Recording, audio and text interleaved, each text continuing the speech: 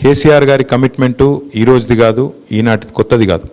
2004లో కృష్ణయ్య గారినే స్వయంగా తీసుకుని ప్రధానమంత్రి గారి దగ్గర పోయి డిసెంబర్ 17, 2004 ఆనాడు కేంద్ర కేబినెట్ మంత్రిగా జాతీయ బీసీ సంక్షేమ సంఘం అధ్యక్షుడిగా కృష్ణయ్య గారిని వారి బృందాన్ని మొత్తాన్ని తీసుకొని పోయి ఆ రోజు ప్రధానమంత్రి గారికి చెప్పిన విషయాలు 3 వారికి గుర్తుండాలి. 1, దేశంలో ఓబీసీ మంత్రిత్వ శాఖ పెట్టాలి. 2, జనాభాకు అనుగుణంగా రాష్ట్రాలకు రిజర్వేషన్లు పెంచుకునే వెసులుబాటు కల్పించాలి. 3వది చట్టసభల్లో బీసీలకు రిజర్వేషన్లు కావాలి. ఈ 3 అంశాలను కూడా భారతదేశంలో నాకు తెలిసి కేసీఆర్ స్థాయిలో కేబినెట్ స్థాయిలో మాట్లాడిన మొట్టమొదటి నాయకుడు కేసీఆర్ గారు కేంద్ర కేబినెట్ మంత్రిగా. 2వది సరే తెలంగాణ రాష్ట్రం ఏర్పడ్డ తర్వాత మా చిత్తశుద్ధిని మాటల్లో కాదు చేతల్లోనే చాటుకున్నాం.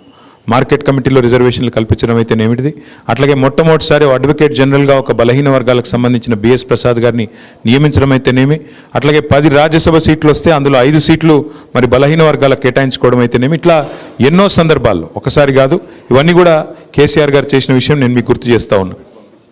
అట్లాగే ఒకసారి కాదు శాసనసభలో రెజల్యూషన్ ఈరోజు కొత్తగా కాంగ్రెస్ ప్రభుత్వం చేసింది ఏమీ లేదు. ఎందుకంటే శాసనసభలోనే 2 సార్లు తీర్మానం చేసి పంపించింది టీఆర్ఎస్ ప్రభుత్వం అన్నాడు. అట్లాగే 37% రిజర్వేషన్లు కల్పించాలని ప్రెసిడెంట్కు బిల్లు పంపించింది కూడా అన్నాడు. కానీ మేము వీళ్ళలాగా పబ్లిసిటీ చేసుకోలేదు, వీళ్ళలాగా మిద్దెలెక్కి అరుచుకోలేదు.